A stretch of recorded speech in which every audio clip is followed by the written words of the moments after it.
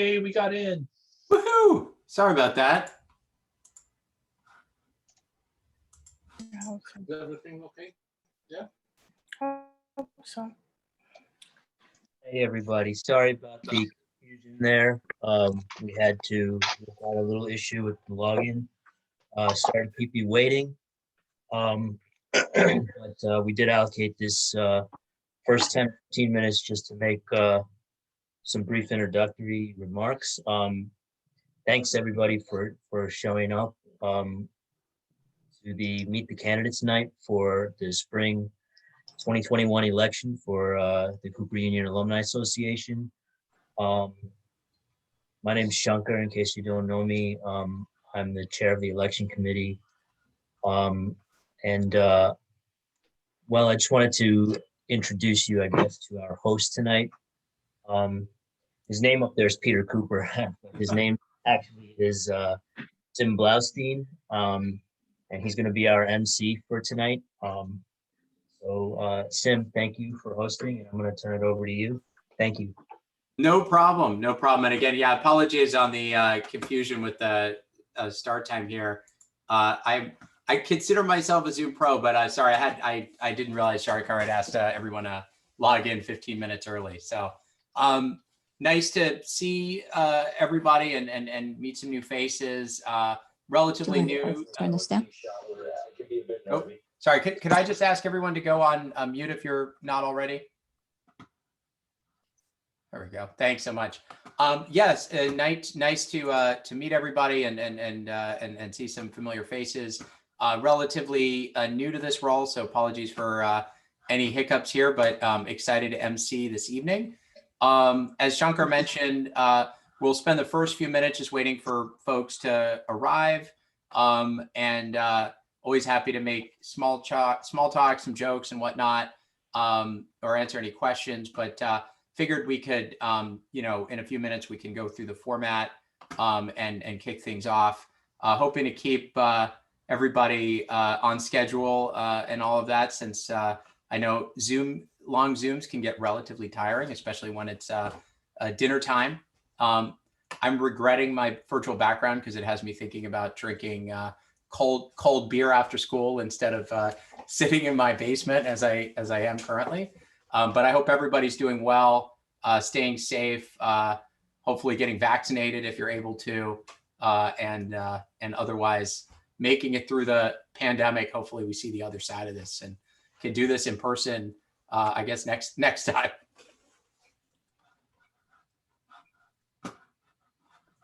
Shankar, quick question for you. Do I need to continue to admit people, or do you know if the Zoom is set up for people to be allowed in? No, I think you need to admit people. Okay, got it. And do you know about how many folks we're expecting? I think I see 20 of us right now. That's pretty much everybody. I see almost every candidate here. Okay, no problem. That's the one thing I enjoy about Zoom, at least, is you don't have to wait for people to file in and get stuck in traffic and wait for the elevator. I think I probably have spent upwards of 10 minutes waiting for the foundation building elevator. And every once in a while we take the stairs, 8 flights up or something to that top floor, as I'm sure some of you guys have as well. Anyway, yeah, quick introduction of myself for those who don't know me. I guess I joined the CUAA as an alternate last year. It feels like it was this year, but the pandemic has sort of run everything together.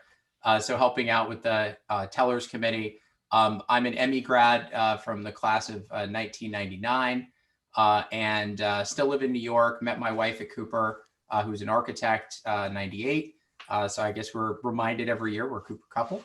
Yeah, excited to be involved again. I guess if we've got about everyone, oh, nope, I see Ron joining here.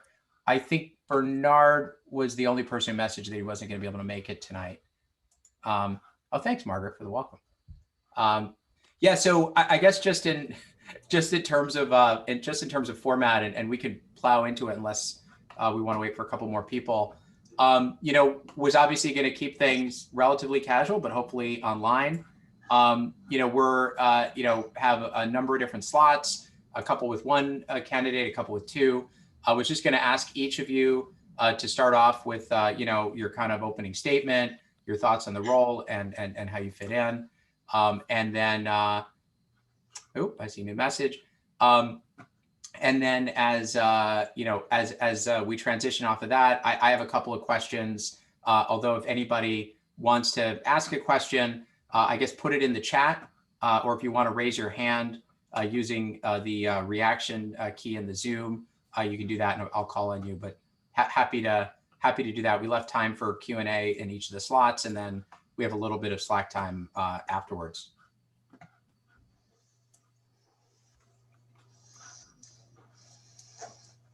And that's all I got. Another admitting.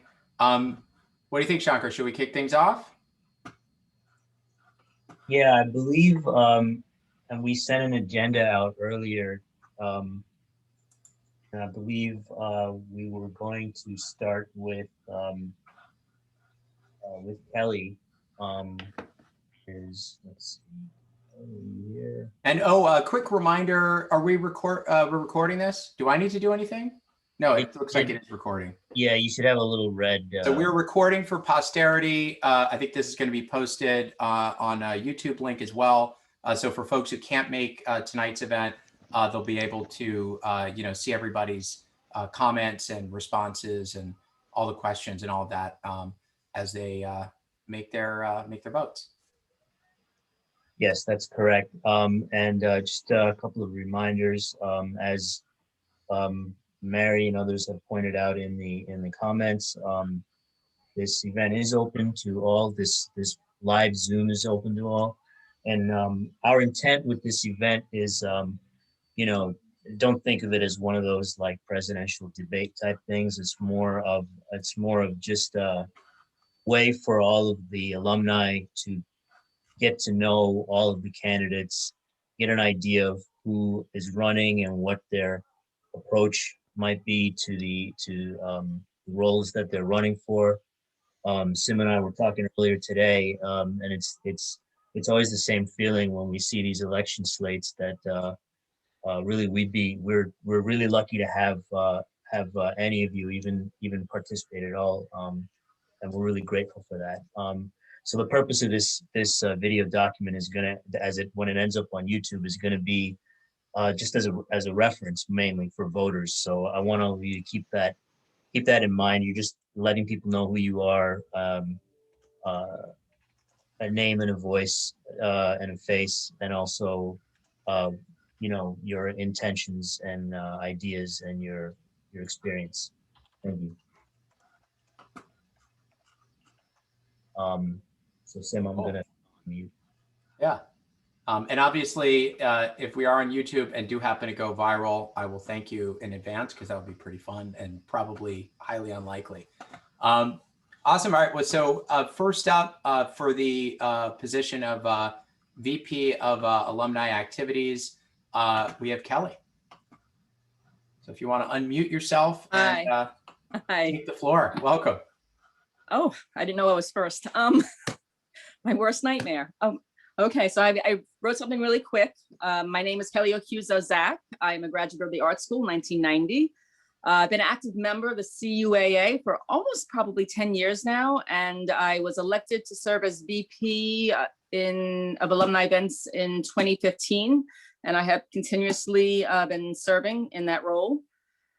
I would like to continue to serve the CUAA and the Cooper Union in this capacity, and I would appreciate your vote. I am very grateful to have had the opportunity to attend the Cooper Union, and I understand the once-in-a-lifetime privilege. My commitment to Cooper comes from my desire to give back to this incredible institution, the gift of education that Peter Cooper and his vision gave me. I feel it is important to build and maintain a strong relationship between the alumni body and the institution, and over the past 9+ years, I have been actively involved with many CUAA events, including the annual holiday parties, the Peter Cooper Block Party, the prestigious CUAA Alumni Awards events, a lot of smaller events, pop-ups, happy hours. I've also initiated a connection between the student body and the Alumni Association by participating in events such as the Harvest Feast. We've held CUAA at Frankie's Kitchen, where we would provide pizza and coffee during the midterms, and various other orientation events we would participate in. We showed the Mechanic to Millionaire Peter Cooper documentary a couple times during orientation. I think it's very important to cultivate the student-alumni relationship early on, because as Cooper students, they are our future alumni.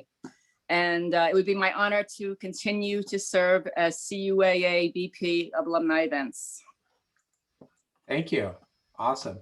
As a reminder, if anybody has any questions, feel free to pop them into the chat or raise your hand and I'll call on you. I guess maybe just to kick things off, obviously with the pandemic and, with events going, virtual this past year, curious to think how you think those have gone versus in person, and any thoughts you have on, sort of plan. I think we've done pretty well, considering we have a great events committee.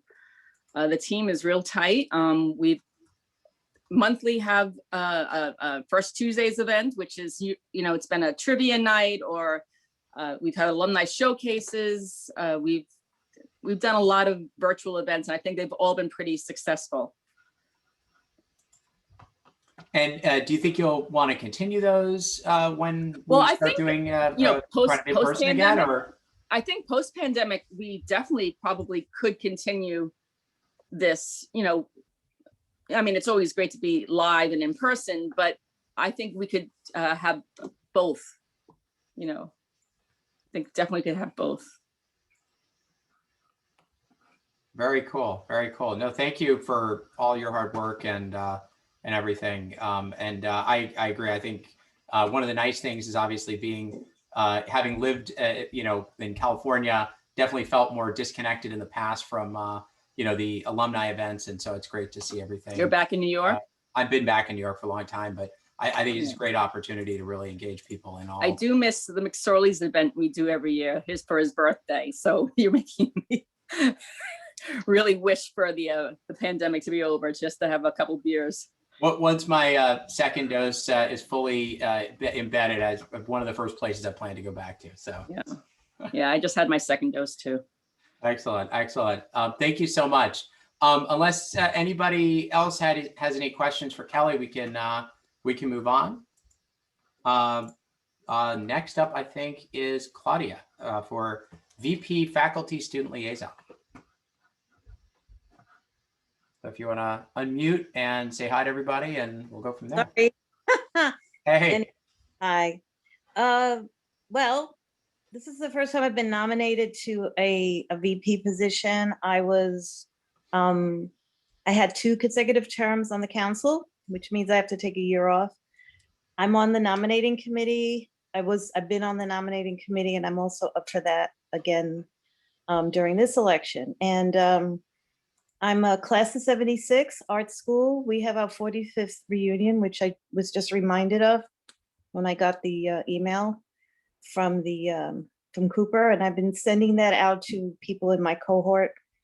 I think I'm looking at what Minna Greenstein brought to the table as the VP of Alumni Liaison, and I think her mission was to get as many people involved as possible, and I would like to continue that. I'd like to see more Cooper alumni who don't necessarily want to run for council and may not want to become, get into this more public sphere, but I think there are people who would probably be great to become, to go to meetings and to, just broaden that. Also, I also think hopefully, even though, hopefully we want the pandemic to be over, but this being able to virtually attend meetings opens this up to everyone. There are people who live in other countries. There are people who are all over they're everywhere, and wouldn't be feasible for them to physically come to New York City.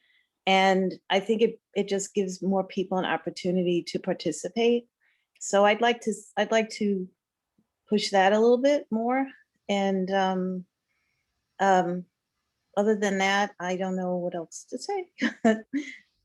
Vote for me, yay. Okay. I had one question for you, Claudia. In reading your campaign statement, you mentioned you got involved with the school during the financial crisis a few years ago. Yeah. If you could talk a little bit more about your experience, working with students and alumni during that period, would love to hear more. Well, that was, for over 40 years, I lived in the neighborhood. I moved about 3 years ago. I live now in Westchester County. So I was always walking next by Cooper Union. So I always felt a connection, even if I wasn't involved politically or otherwise. And so when that whole financial crisis started happening and there were meetings and town halls, I felt very compelled to get involved. I found it very distressing. I found it distressing that the students were living through this upheaval while they're expected to be students and attend school and earn their degree. And I felt that this was extremely unfair to them. And then the students who got involved with eventually getting all of this turned around, whether they were current students or alumni. I mean, it was really inspiring to see how many people came together.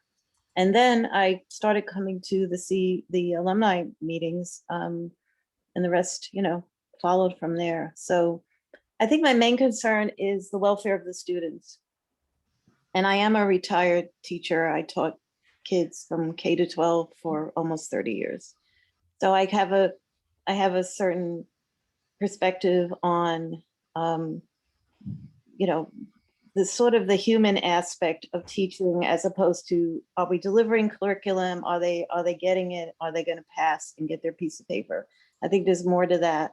You have a whole person that you're dealing with. So I think Cooper is unique because it is a small school, and I think we have an opportunity to do more. And I think our current president has brought a lot of that to the table. So I'm very happy as well with how things have turned out after all of that. So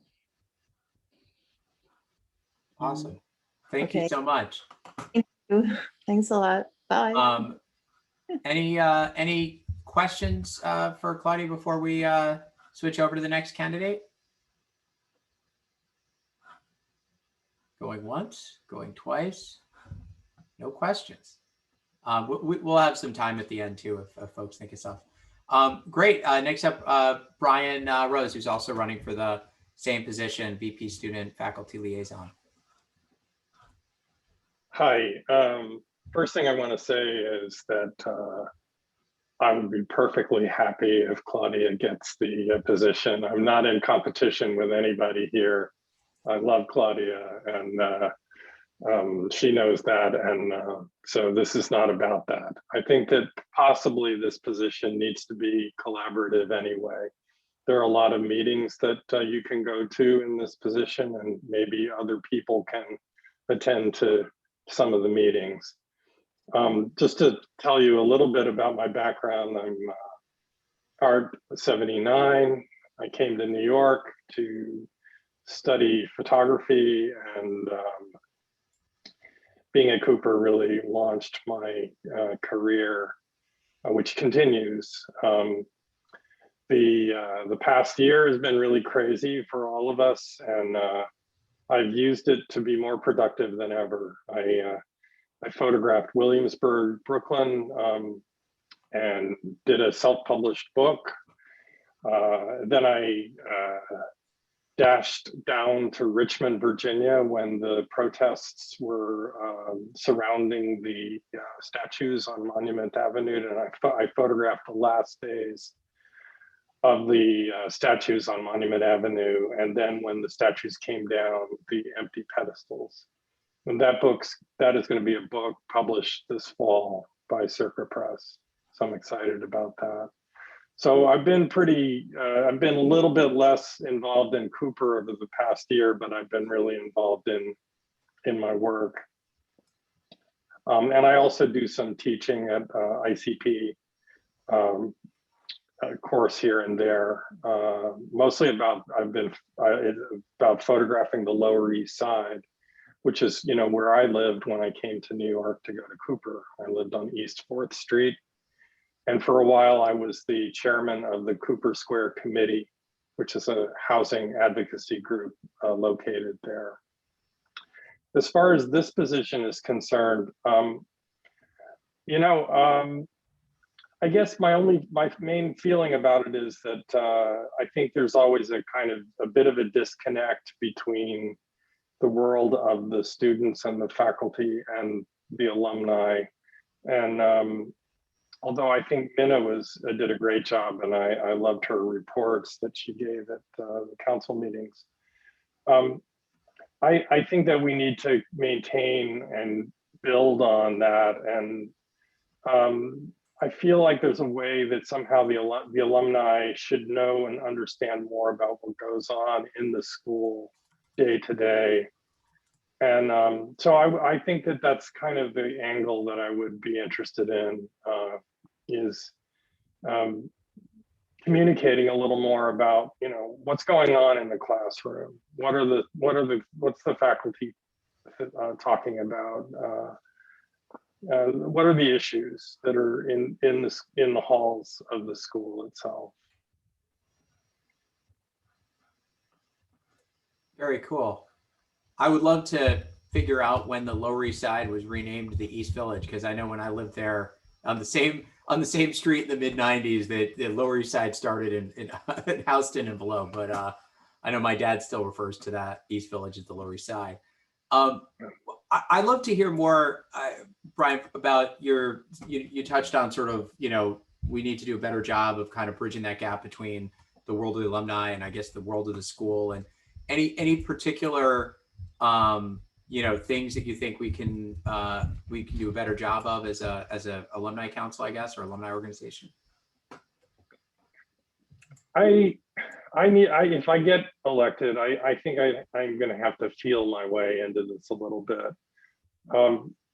You know, I've been to a lot of council meetings, and you know, we talk about the issues that are affecting the school.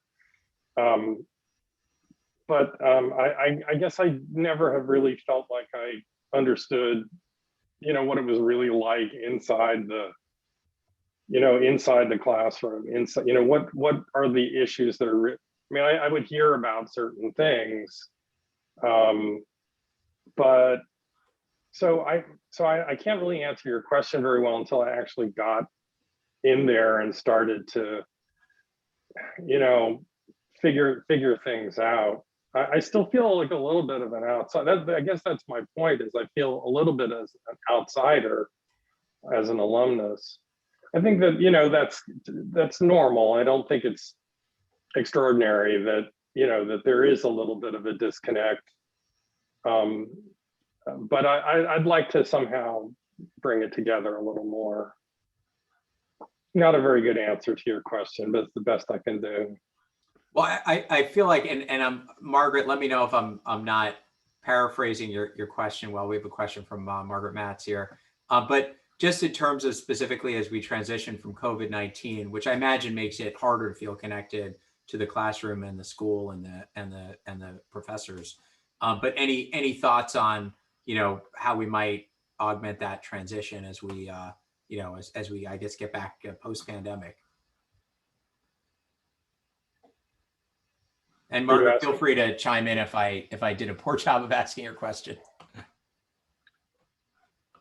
Well, I'm hoping, I'm really hoping, I believe this fall we're going to try to get back into the classroom. And so I'm hoping that the Zoom world is less prominent once we get into the next term. You know, once people are vaccinated, I think, you know, things may become a little bit more normal, although it's not going to be immediate. It's going to take a while. But I really, I mean, I'm reasonably comfortable doing this, but I'm really looking forward to face-to-face meetings with people. I feel like we all are. Margaret also had a question for you, Claudia. Specifically, how would you strengthen the rapport with students?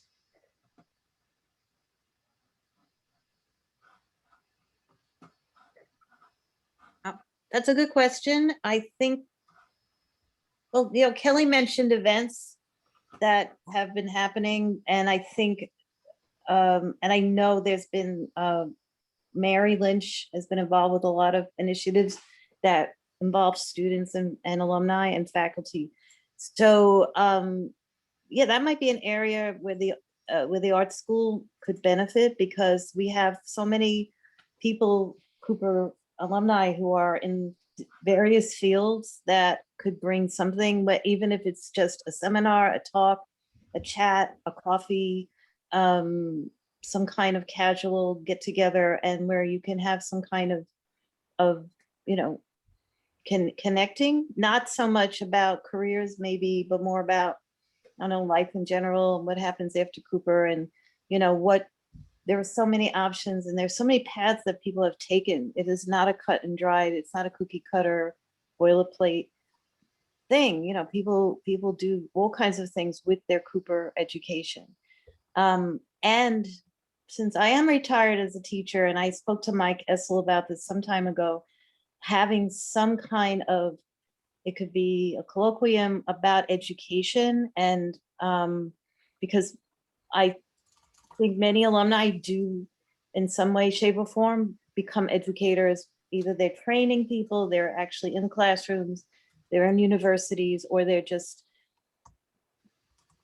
sharing what they know to younger people. So I think that could be something that might, but again, we have to get out of the pandemic so we could do this in person. But I think there are a lot of possibilities there, and I think it would be forming a relationship with the art school and the other schools, and to get people in there who are architects, engineers, artists, who can possibly bring something to the student body. I know people who are doing amazingly creative things. I follow them.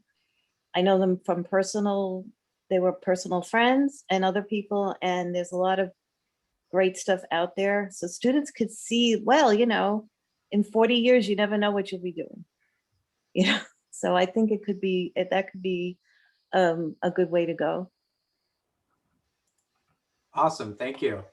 Unless there's any other questions, we can move up to the next segment, which is for the role of treasurer.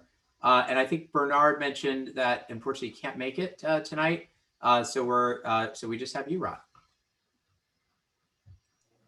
Well, hi, everyone. I'm Ron Vogel, Chemi 01 and Masters 15. I'm the current CUAA treasurer. And before I begin, I don't know if everyone has access to the chat, but I'm going to paste Bernie's link in there. I encourage everyone to go take a look at Bernie's campaign statement. I don't think you can lose by voting for either one of us. As Brian said, I echo that. This isn't a competition. He's a great man. He's a fellow Chemi, a fellow patent agent. So I would be more than happy if he were elected. As for me, this year's been a bit challenging. I think we got a great team on the executive council, but it's been a little hard growing in this role in a non-personal space. I'm more of a person-to-person thing. So I hope that will change next year, and I'd be honored to have the chance to grow in the role. The treasurer really, as I see it, has two different roles. One, it plays a support role, making sure people get paid, making sure we stay on budget, and figuring out ways to make this all more simple. You know, examples, we've weeded out a few expenses this year. We've improved some efficiency by, for example, changing our banking accounts, changing to another bank. I think Bernie and me are both very well qualified to do that. We both have experience in these nonprofit roles. The second role that the treasurer has is as a member of the executive committee, as an officer. And I think more of my value add has been to serve on the executive council. I'm a former Wall Street banker. I was a chemical engineer, and now I'm a patent lawyer. I spend my days working to affect changes in big and small organizations. I do that because I have perspective. And I think I have that perspective here now after 5 years of being involved in the CUAA. I've been on a handful of committees, Constitution, MOA, awards. So I'm beginning to get really the perspective to learn what works here and what doesn't work. I would say the second skill that's needed is proactivity. I believe in being proactive. And again, one example here, as a lawyer, I was able to secure us some pro bono legal advice on our 501c corporation status. I personally think that's one of the biggest issues facing us. We won't be able to move forward effectively till we understand that, because we won't be able to know how we're going to be able to operate as an organization until we know what's going to be required under the different statuses. So in summary, that's what I would bring to the job: perspective and proactivity. I encourage you to vote. Again, you can't go wrong. So please just vote for one of us. And win or lose, I'll continue to give all the time and money I can to Peter Cooper. Thanks, and be safe, everyone. Well, thanks, Ron. Yeah, in case folks haven't seen, everybody's profile and statement is also on the CUAA website. So thanks, Ron, for posting that. I have to say, just as reading through all the profiles and preparing for tonight, obviously I don't know a lot of you very well, but it's just really humbling and inspiring, just the accomplishments that all of you guys have had, and the fact that you're able and willing to give time and energy to Cooper, and what I'm sure is otherwise many other things you could be spending time doing. So we thank you guys. I guess just one question that I had for you, Ron, given you've had this current role as well, what would you sort of continue going into the next term, and what would you change? I guess you touched a little bit on the sort of 501c3 status and some of the areas for optimizing our expenses and whatnot, but any particular things that you'd either like to continue working on, or things that you would change going forward in the next term? Sure. Yeah. Well, first of all, in the 501c, that is, that's an executive council decision. There, I just have a certain perspective, and I think it's important. We've got a very diverse group of people, and I echo your thoughts on diversity. We're pulling in people of different years, different schools, and excitingly for me, geographically too. So that diversity of thought is great in the council. As for the treasurer role, again, it is more formally the bean counting role. It's a support role. And I'd like to, again, maybe in the next year, fingers crossed that we're back to person, to be able to work with the different groups a little more and automate a little more of this. As we go forward, whenever we really land on what we are, we'll be able to have, I think, a more stable budget and funding base. And so to make this as streamlined as possible, we're an all volunteer army. So people like the treasurer's jobs are to make everyone's life easy. We shouldn't be, having to wait to be reimbursed. We should be certain about what we think we can spend and know we can spend, and how to, we're seeing this now in the executive council. Over the last year, we've pivoted and putting our, in terms of where we're putting our efforts and our expenses to better serve the school and engage more of the alumni. So again, doing that, you're making this all more transparent so the committee chairs can more easily work with me or whoever the treasurer is in the budget process. Awesome. Thank you, Ron. Any other questions for Ron or about the treasurer role? Otherwise, we can move on, and I'm sure we can go back to it. As I mentioned briefly in the chat, a small agenda change. Mark, I think, just had his COVID vaccine, and so it's starting to fade a little bit, and kindly asked if he could jump in. And so we can move up the president role from the last coda of the evening to the next one. I know we're excited to hear from both Rob and Mark. Yeah, unless there's any questions for Ron, we'll switch over to the two president candidates. And Mark, if you want to unmute and kick things off, hopefully you're feeling not too overwhelmed by the vaccine side effects. Yeah, I appreciate the flexibility. Yeah, it's a few hours in and it's finally starting to catch me. So I figured better that I get on while I still have some energy because I'm fading fast. And rather than being the coda, we're consider Robert and I the halftime show, which is just as good. I don't have a musical guest for everybody though, unfortunately. That guy, best halftime show ever. That guy up there. That's Prince. So first of all, I wanted to say thanks to the nominating committee and to those who nominated me, and of course the council for approving the slate, and also to Ron and to Sim and to Shankar for not just putting this together tonight, but for being flexible with the agenda. So thanks to you all. Just in terms of some background, for those of you who don't know me, my name is Mark Vasquez. I am a 1988 graduate of the School of Engineering, degree in mechanical engineering. I, at the time, just in terms of my sort of history with the CUAA, during graduation, I was the engineering school representative that received the CUAA's Outstanding Service to the School Award. So my quote unquote career with the CUAA began right out of graduation. I did take a break a little bit after that. I'll get to that in a moment. But in terms of I'll start with my professional career and then talk a bit about my history with the CUAA. A few years after graduation, I started working with IEEE, which is a technology association, it's a membership association. In fact, the world's largest association for technology professionals. Basically, I've been in the nonprofit world for just about the last 3 decades. So working in the association space is something that's very, very familiar to me. When I started there, I was managing their conference publishing business, the conference publishing operations, which grew to be about a $25 million business, and also helped to usher in our move to digital. So I came in the time when we were moving away from print to online formatting. So I was involved in that transition. So managing big budgets, managing transitions to new platforms. I then moved into a strategic development role for the conferences and events business there, which did things like create new events for us, moving us to large, 70,000 plus events like South by Southwest, and also moving us to an online format for our events. So doing hybrid events and doing online events for the first time. My current role, which I guess is, when I think about it, is probably the third hat I've worn there. I don't think I've probably worn some smaller hats here and there, but this is the third big hat I've worn. I'm currently in a role leading a program on the ethical and social impacts of technology. Actually, you can see some promotion for that right over there.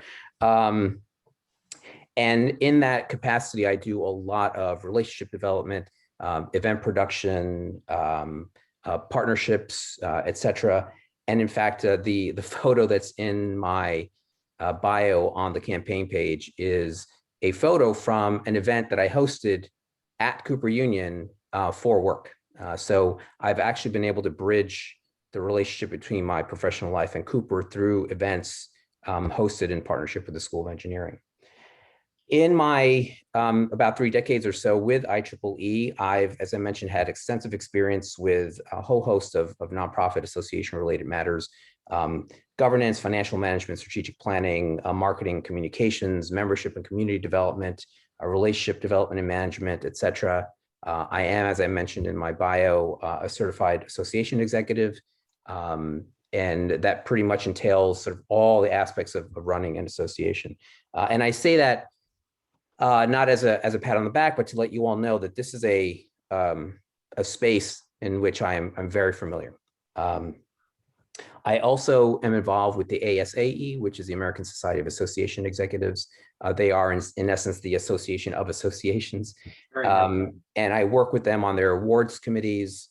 I am a reviewer for some of their conferences, and I also am on their diversity and inclusion committee.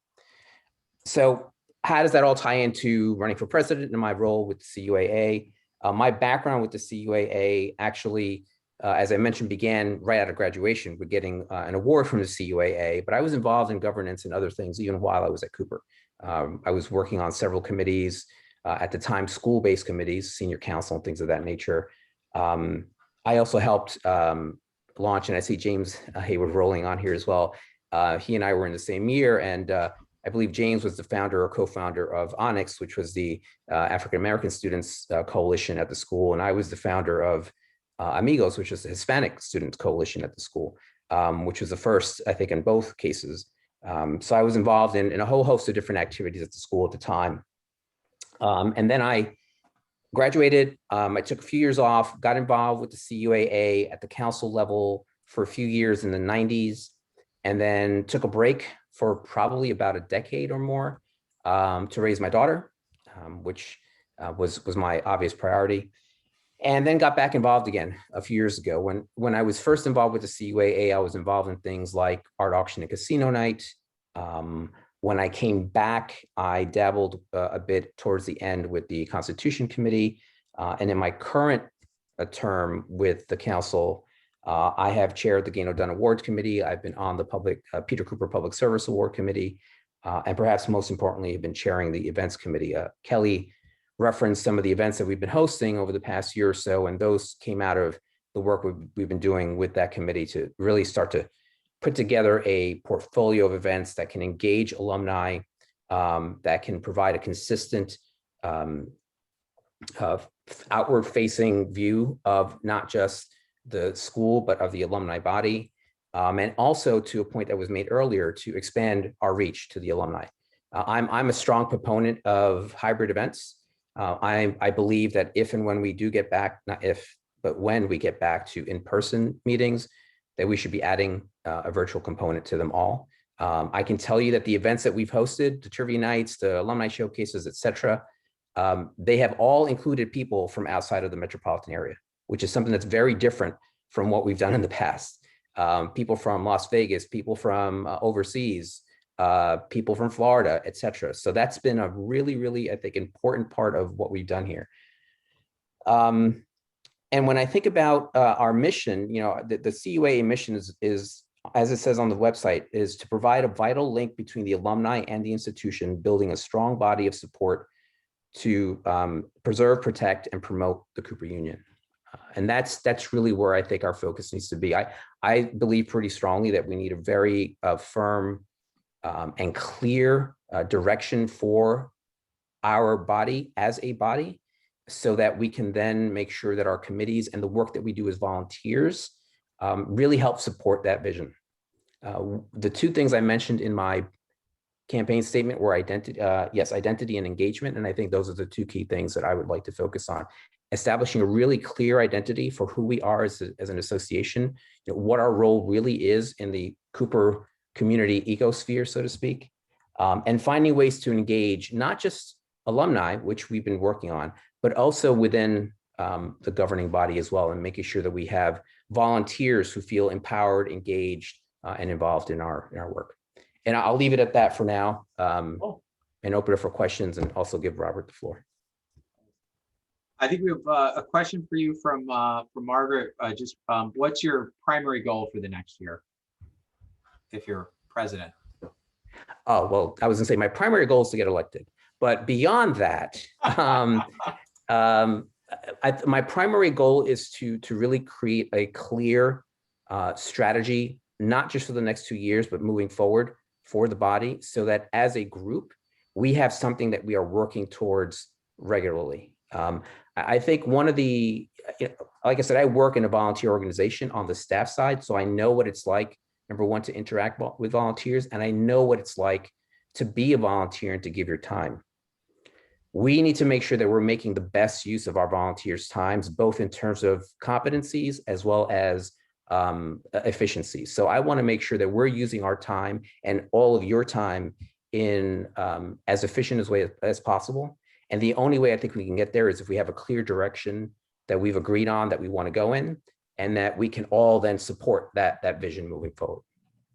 So establishing that plan is probably the key goal. And that plan will include a lot of pieces, but I think having the plan is what will matter the most. Oh, thank you. Awesome. Any other questions for Mark, or otherwise we can move on to Robert? All right. Robert, do you want to unmute? Yeah, I'm unmute. First of all, thank you all. And I want to shout out to Margaret for keeping this association alive during this period of time. It's been remarkable, and having these Zoom meetings have been just enlightening. And after hearing Mark, and since I have already voted, I would have voted for Mark. So I just wanted to let you know that. You have up until the 30th to change your mind, Robert. Oh, you mean I can actually change it? Well, I'll think about that.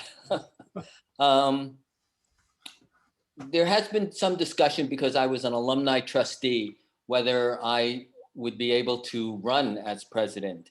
And I had to, when asked, I had to really give it some thought if I had something to contribute, and I felt that as president, I would. And the primary issue for me is to be the president of the CUAA, not to be part of the board.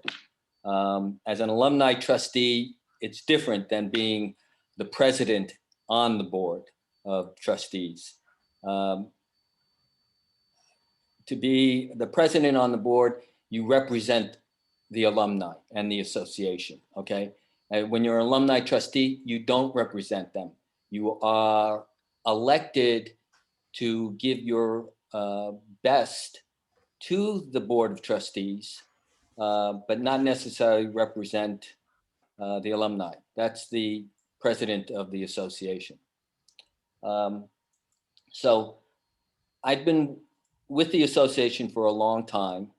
I've taken a little bit of a break, but I recharged my batteries, and I really think that I can make some effective changes. Being a volunteer organization, and we know this because of one of the problems is it's, like herding cats.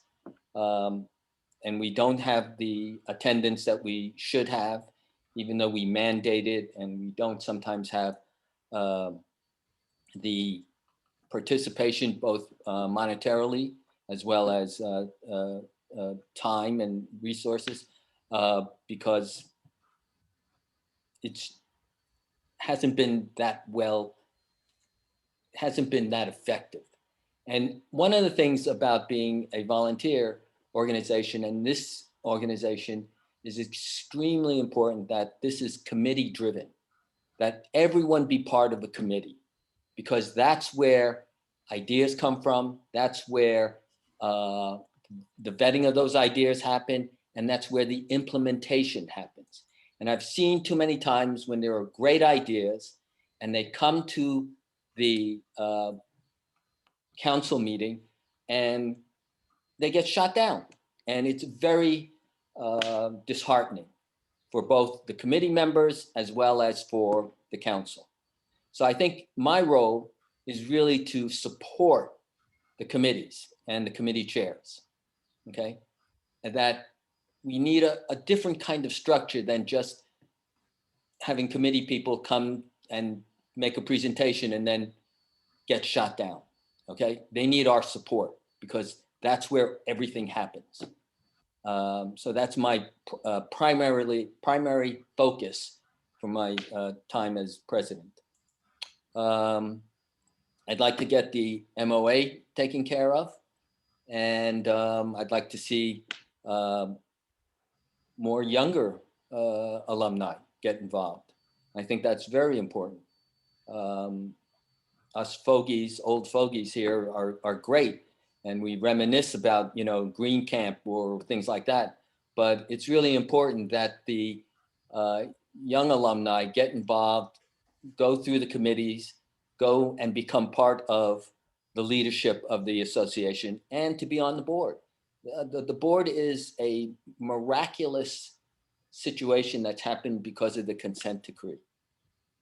We have student trustees, a third of alumni trustees. It makes for a very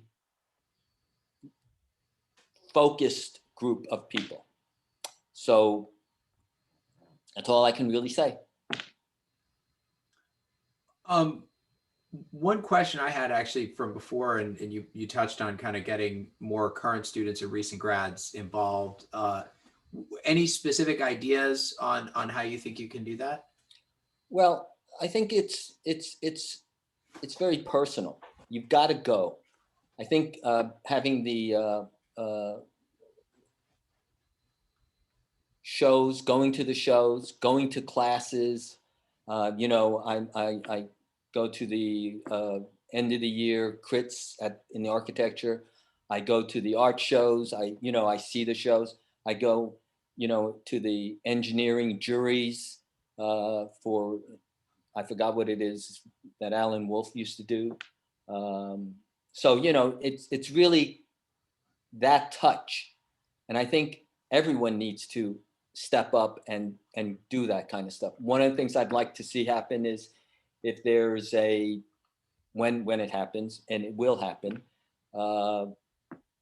there's a lecture from an artist that the art council, the council members who are art graduates, go to those places, go to those things, talk to them and meet with the students. So I think it's really important that you have a personal touch with the students to bring them in and the young alumni in. Makes sense. Thank you. Any questions for Robert before we move on?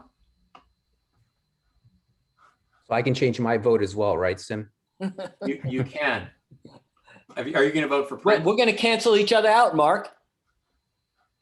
I thought you were going to nominate Prince for the role and be the writing candidate.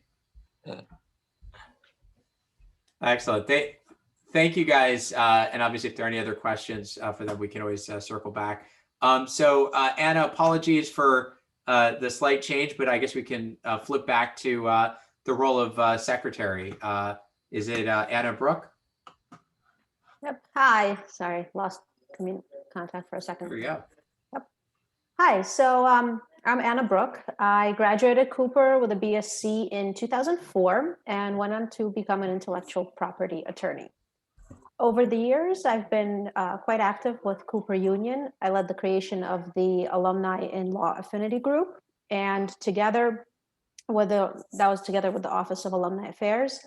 And I've done things like judging in the Invention Factory and speaking to students in groups and one-on-one when they were considering going to law school. Last year, I ran for and became secretary of the CUAA. I figured as an attorney, I'm organized and I communicate well, so that should serve me well in the role. I think it did, and that I've done a pretty good job as secretary, even if I do say so myself. On just the secretary side, happy to report that all meeting invites and agendas have gone out timely, and all approved meeting minutes are timely published on our website. On the broader scope of the position, one of my goals is to build robust channels of communications between the CUAA internally and between the CUAA and the school and the CUAA and the current students who will become members in a few years. So to that end, I recently did an event where female alumni spoke with current students, mostly from the Society of Women Engineers, and we plan to do more events. And I'm also the chair of the recently reconstituted MOA committee to strengthen the bridge with the school. I'm also on the communications and annual fund committees, and I continue with leading the Alumni in Law Affinity Group. And this year I was honored by the CUAA with the Young Alumna of the Year Award. And I'll mention that I did all this with 4 young children at home due to remote school and no daycare. So imagine what I can accomplish for the CUA next year when they go back to school full-time, hopefully. And echoing Ron Vogel, I look forward to growing in the role once it becomes in person. And that's all for me, and I hope I earn your vote. Thank you, Anna. I had a secretary specific question for you, but since a couple of you guys touched on the MOA, and I know this is going up on the YouTube link, for those who aren't familiar with the memorandum of, what is it, agreement, as it stands for, do you want to give a quick sort of spiel on what that is and how folks should be thinking about that? So I'll do a very brief spiel. It's basically to memorialize and formalize the roles of the school and the Alumni Association and how we can work together so that we have some sort of baseline to go by. And so there have been previous versions and the, negotiations regarding an updated version. Got it. Got it. Thank you.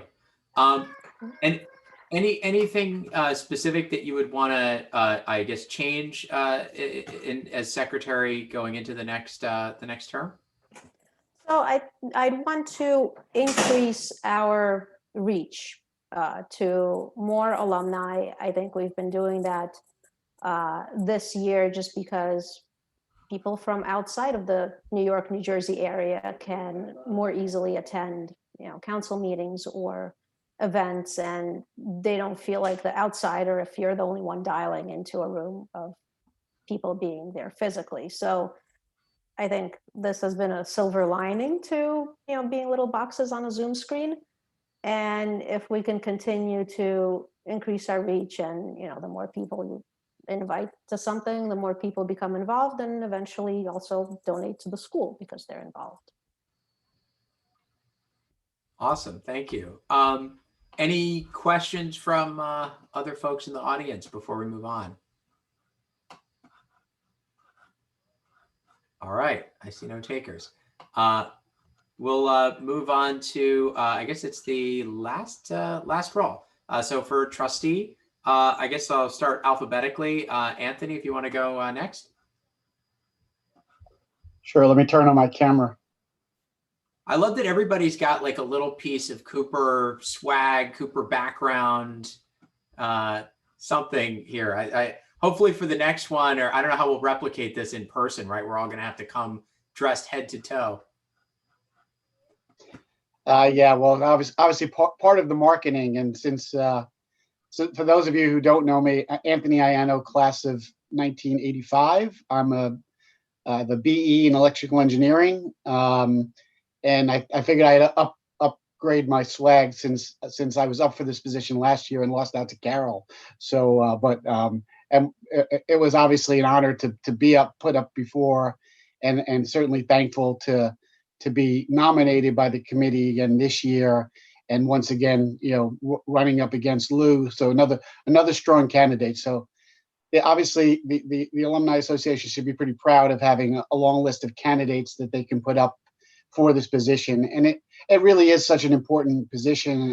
And I do give a lot of credit to what the Alumni Association has done, and the structure here where we do have significant representation on the board. I think Mark and Robert did a great job earlier, and I think it was good to have this mix, for at least for Lou and I get to hear from Mark and Robert on the direction that they want to take the Alumni Association. And Robert obviously is incorrect in saying that the president represents the alumni on the committee, but the alumni do select this position, which is so hugely important. And clearly, what this role is the board of trustees sets the governance for the board. They provide the strategic direction, the strategic planning. They provide oversight for the CEO. And it's a hugely important position as we think about the direction that the school is going and the transition that we're going through. And I know Mark read through the mission of the Alumni Association, but just quickly repeating the mission of Cooper Union of the school, it's to sustain the Cooper Union as a free center of learning and civic discourse that inspires inventive, creative, and influential voices in architecture, art, and engineering to address the critical challenges and opportunities of our time. Really fascinating, right? Given where we are and the unique challenges that not only the school's facing, but we're facing, as in all the things that we do every day.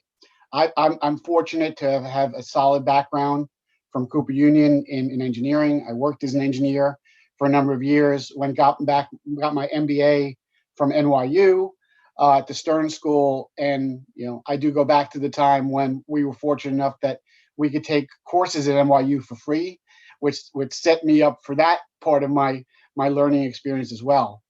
And now I've been in the banking side of the business for 25 years. I run the global power utility and infrastructure group at RBC. I get to provide advice, to boards of directors every day. That's what I do, is I advise companies on what they're going to do, the direction they need to set, and help them with that from a financial perspective. I was lucky enough that I have a 17-year-old daughter who went to the Metropolitan Montessori School when she was through pre-K through 6th grade, and I sat on the board of directors for that school. At the time, we were looking to, we had bought the building next door, and we were looking to transform that into a building that would set, the standard for what we were looking to do, what we were looking to build for the community of that Montessori school. And part of the role, I was the treasurer on that board, and part of my role was to say no, right? Was to say there was limits we can do, because for everything we were trying to do, every dollar we were spending at the school was another, we were going to have to pay for that through either increased admissions or increased tuition. And that's really, it's those type of things that the board of trustees is tasked with in trying to make sure that Cooper Union is sustainable and able to deliver on those mission over a long period of time. So I'm honored to be appointed, to be nominated again, and I'd love to represent the alumni going forward. Awesome. Thank you. Thank you so much, Anthony. Any questions? Otherwise, I'm happy to pipe in with a quick one. Tim, this is Mary. I have a question. Yeah. This will be, of course, for both of the alumni trustee candidates. Our constitution for the CUAA requires that the alumni trustees participate in the executive committee of the CUAA and regularly report back to the council on matters that they can discuss with us. Over the years, some of the trustees have been very good about that, absolutely excellent. And some have stated after they got elected that they didn't think it was their responsibility to report back, and to have even claimed that the board requires confidentiality and they can't report back. We understand the confidentiality thing, and there are some items that are confidential and some that are not. I'd like to hear the candidates tell us how they would report back on the non-confidential materials and work to keep the CUAA Council in the loop on matters that are of a joint interest between the alumni and the board. Sure, I'm happy to take that first. That was a great question, and having served on a board of directors previously, a board of trustees for my daughter's school, it is something you need to deal with. I mean, clearly there are things that you talk about at the trustee meeting that are confidential, but there's also a plan. There's a plan of communication, and it's not just with the Alumni Association. It's also important that the trustees are communicating with the community, and there's a role for the board of trustees with respect to that.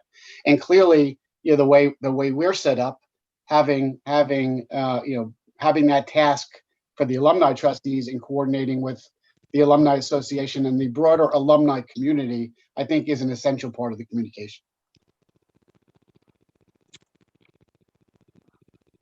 Thank you.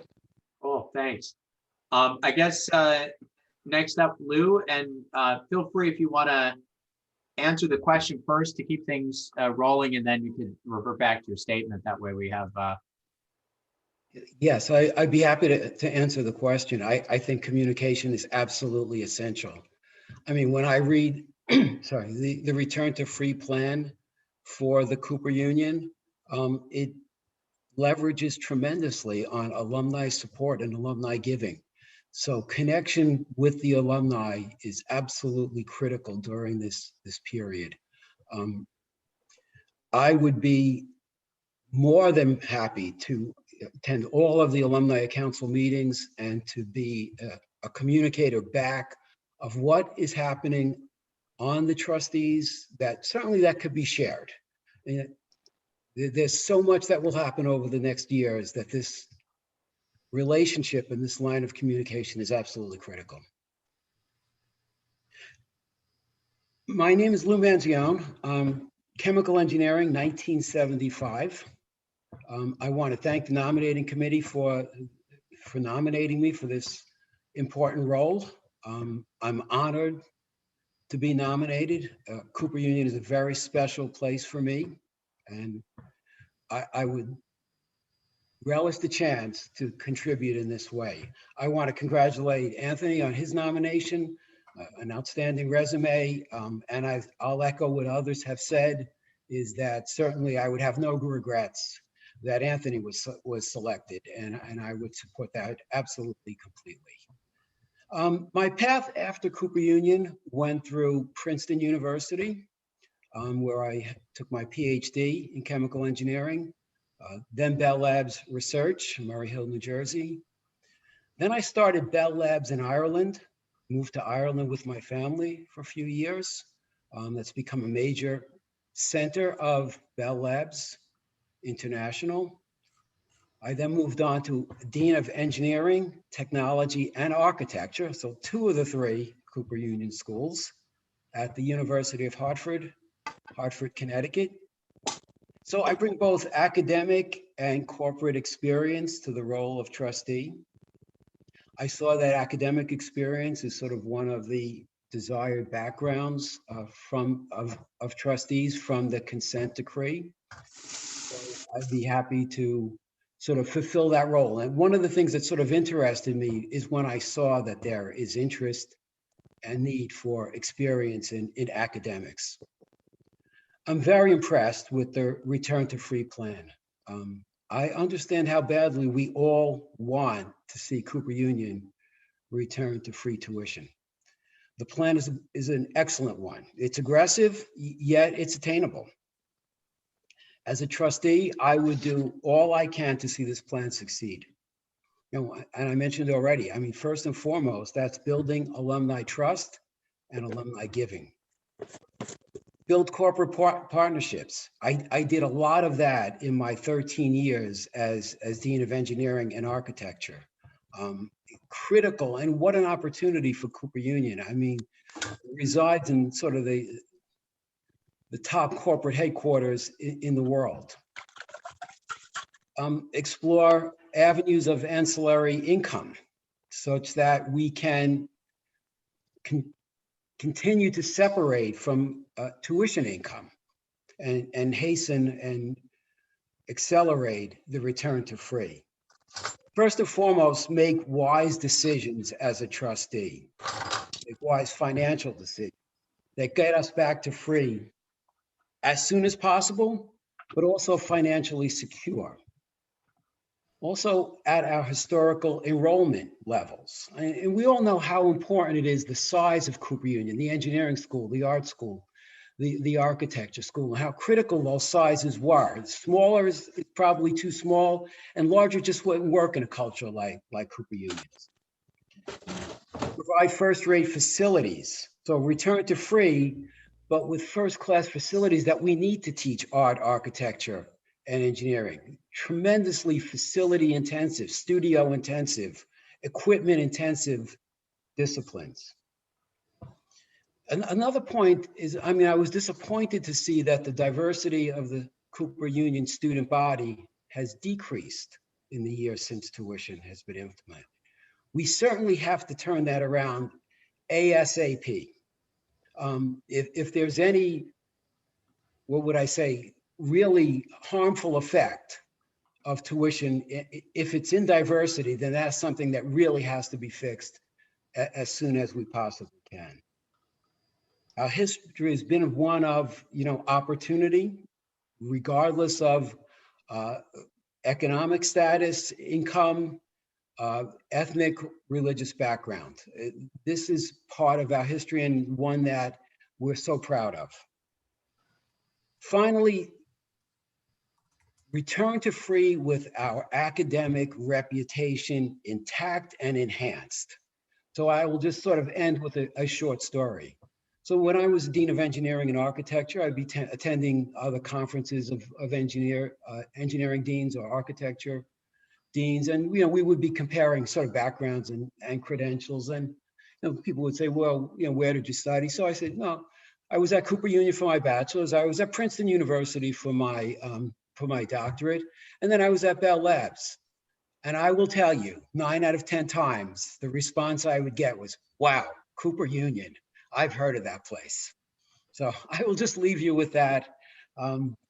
There is, of course, a lot at stake over the next years. There's an excellent plan in front of us.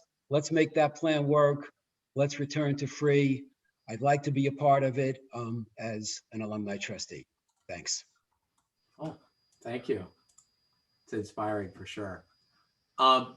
One quick question I had for you, Lou. I guess having been an engineering faculty, how do you specifically envision, I guess, working with, or I don't know, ways we can bridge and work more closely with the current faculty at Cooper? I know there's been a lot of talk about engagement with current students and broader reach to alumni, but anything that you think you can do or we should be doing as a group with the current faculty? And I think there's certainly a lot that can be done. Obviously, we will need full faculty support for the years ahead. Of course, there's still a lot of transition and a lot of cost containment that has to be done. There's a lot of deferred maintenance that has to be taken care of. So we will need the faculty support. When I took the job as Dean of Engineering from my career at Bell Labs, that was one of the questions that was always sort of posed to me. It's coming from a corporate background. How would you be able to interact with the faculty? And it turns out that went very well for me, I have to say.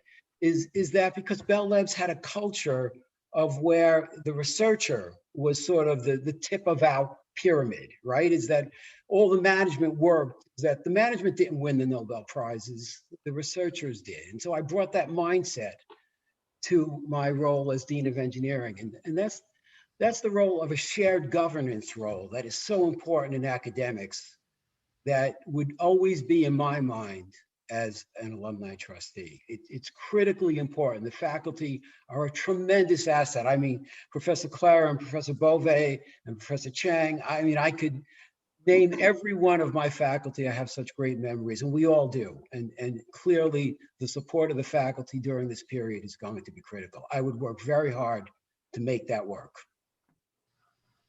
Got it. Thank you, Lou. Any other questions for Lou before we wrap up?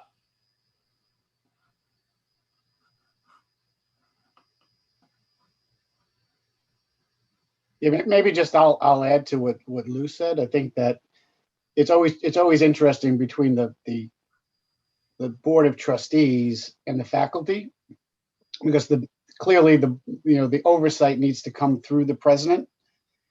But it's all what I've found in my experience is that what the faculty needs to know is that they actually have a voice in all of this, and encouraging Laura to kind of get faculty to present to the board, to make sure they hear their issues. That's been a way that I've seen in my experience where you can get that additional engagement and make sure that they've had that same connectivity as well.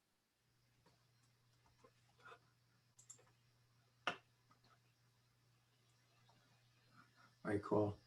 Any other comments from any of the other candidates? Things you want to say before closing?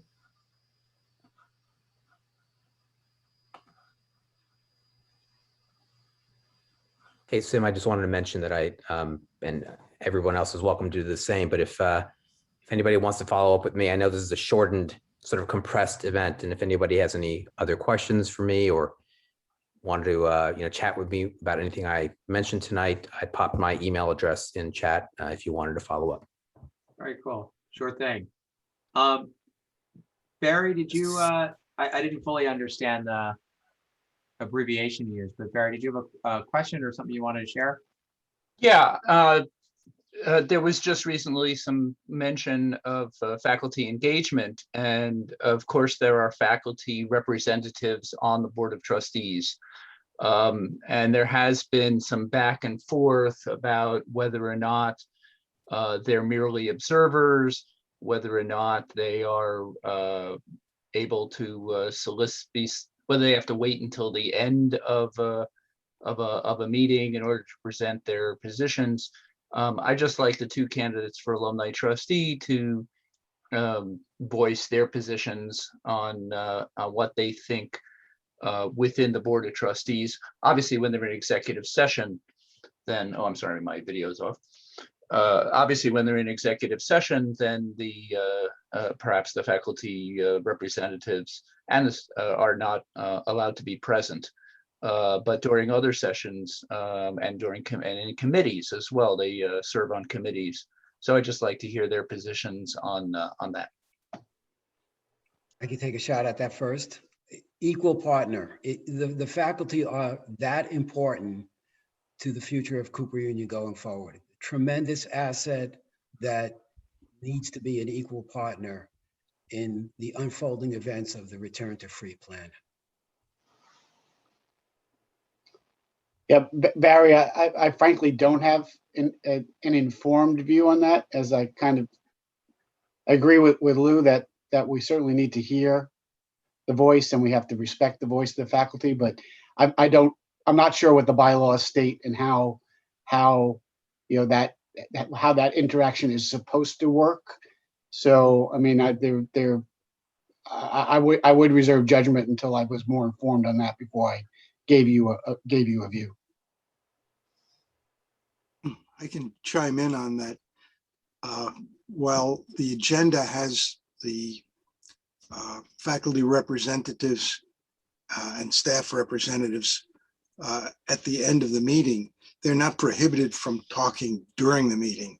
It's just there's a time that's specifically to make sure that they've been able to voice their concerns. But they'll be recognized if they have something to say at other times. Thank you, Lynn. Let me say that when I was chair of the Free Education Committee, all the faculty and staff representatives had a say in our proceedings. Right. And I would just add that it appears to me that the relationship is improving over the past 2 years. So.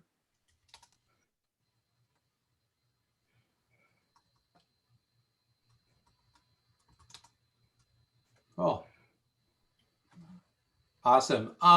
Before we wrap up, since James's event was highlighted in the thread, I figured since we had a little bit extra time, James, if you want to pop in and give a little bit more color and a plug for the upcoming alumni showcase, that would be awesome.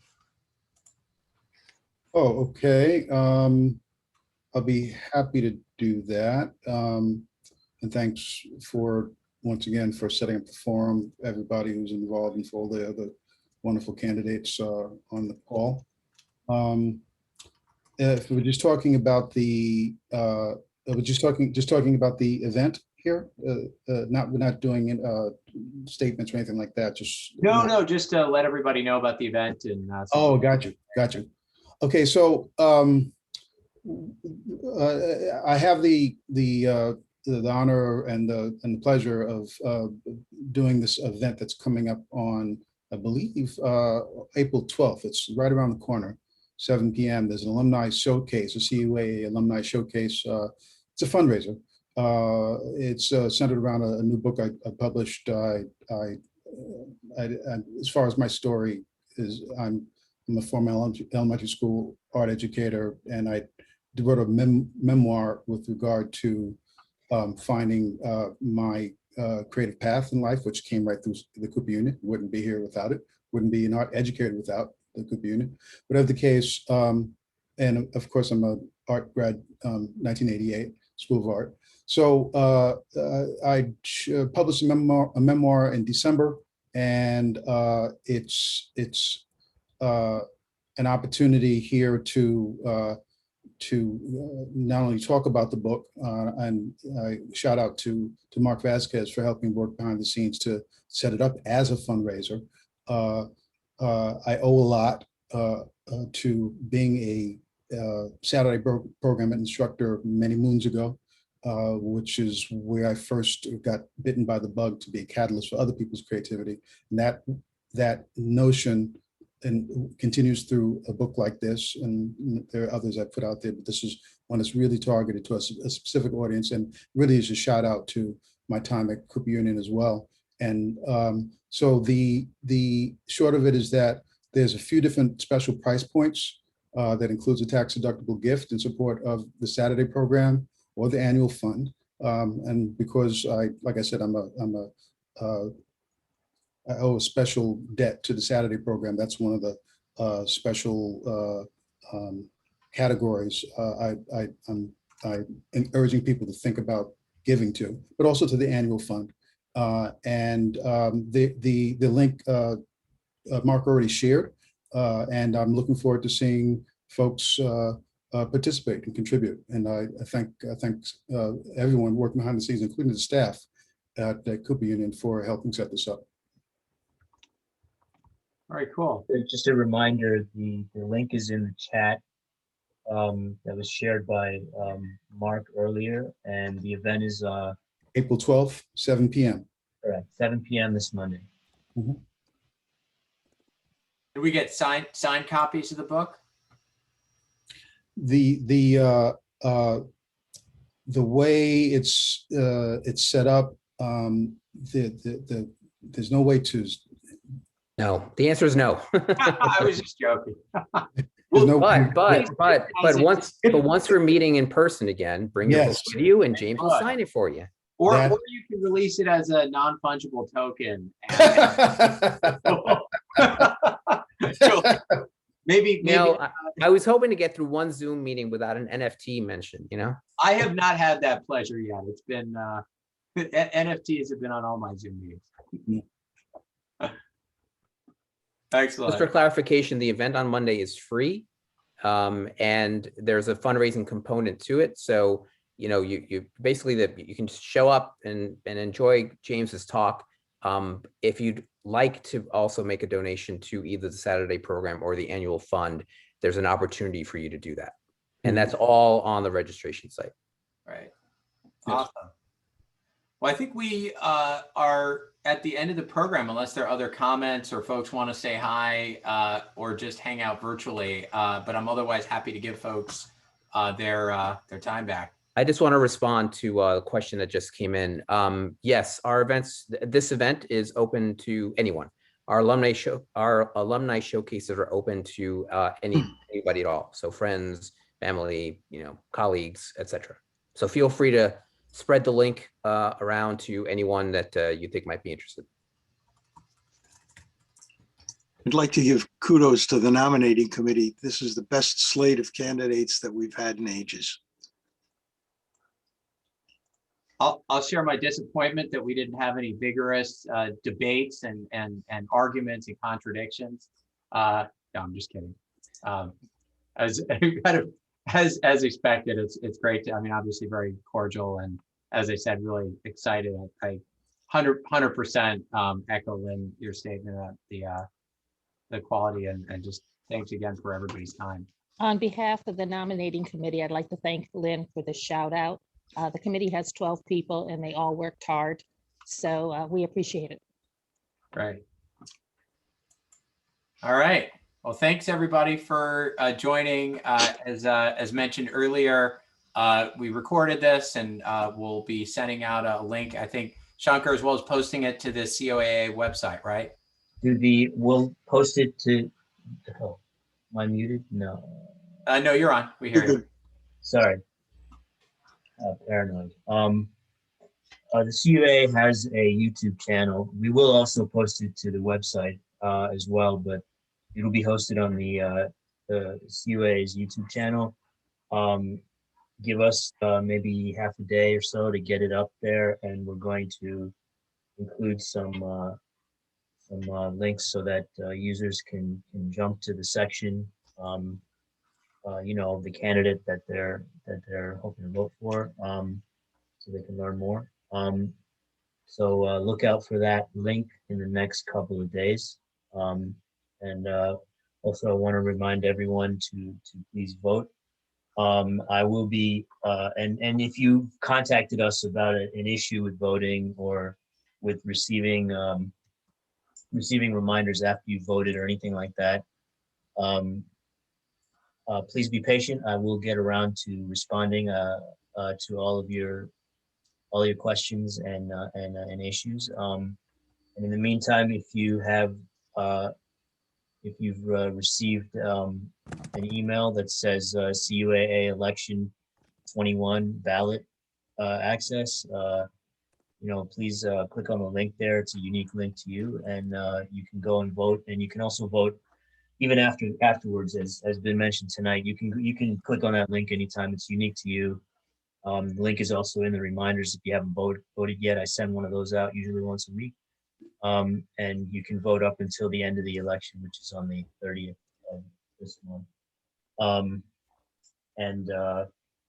Yeah, and if you expected a ballot and you did not get one, please reach out to us at contact@cooperalumni.org, and we'll see if we can get you squared away. If you've never voted before, you can go on to cooperalumni.org and register, but most folks don't need to do that. But if you've never gotten anything from us before, it would be good for you to do that, or you can just reach out as Since well. this is being recorded, why don't you give the deadline? When does the election end? So the election ends at midnight Pacific time on April 30th, which is, I think, a Friday. Thanks. And you can, and as I said, all you can vote right up until that point. You can click on your link and change your vote as well if you, if you want. And thank you. And please remind your friends who are alumni to vote. And also a reminder, if you are a Cooper Union senior, graduating senior, you can also participate in this election. You can vote for there's a second ballot that I have set up for you guys. You can vote for any position except for alumni trustee. So, any seniors, they have some time, please encourage them also as well to register and vote. Thanks everybody. And thank you, Sim, for hosting. It's really, this operation really goes well when it's two people instead of just one. And as I was joking with you earlier, if you ain't careful, you're going to be taking over this whole election thing next year. Thanks to Mary for all of her questions and comments that were really helpful in directing this event. And thanks to every single one of the candidates. Thank you, Margaret, for the past 2 years of excellent leadership. As someone else said, you really kept this thing alive over the past couple of years of a lot of unexpected, to say the least, twists and turns. So thanks to everybody, and watch out in the next couple of days for the YouTube link. Thank you. Thank you. Good night, all. Have a good night, Take care, everybody. everyone. Thank you, Margaret. Good night, everybody. Be well. Bye-bye.